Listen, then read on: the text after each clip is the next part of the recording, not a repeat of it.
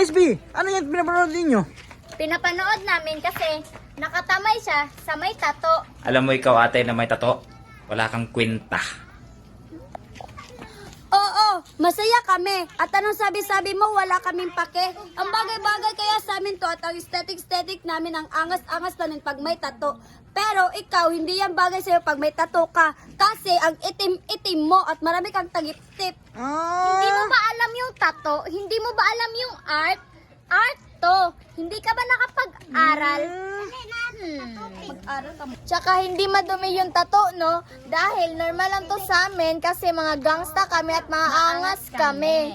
Oo nga. At saka bakit ba ganyan kayo sa nakadato? Alam nyo ba, masaya kayang may tato. Kasi makikita mo yung katawan mo na may design, may art. Ang ganda kaya, inggit ka lang dahil hindi ka pinayagan ng nanay mo.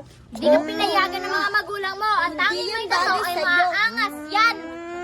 Grabe yan. Tingnan yung mga tato namin. Tingnan mo yan, ASB 2011. Ayan. Oh. Tingnan mo to. Look. Grabe Tingnan oh. mo naman sa mukha ko. Ang bagay-bagay sa akin sa'yo, hindi. Yan, bagay. Yan, tignan mo yung tato ko. Napakaangas. Yung ESB na yan. Ang angas-angas niyan. Tignan mo. Grabe Tignan mo oh. yung tato ko. ASB. Tsaka ito, namalian ng drawing. Tsaka ito, smiley. Ikaw to, pinatato ko. Tapos ASB. At meron pang isa, ASB. At saka nakapangalan ito sa akin. Ganun ba? Tingnan mo. Astig kami. Astig ah. Astig kami.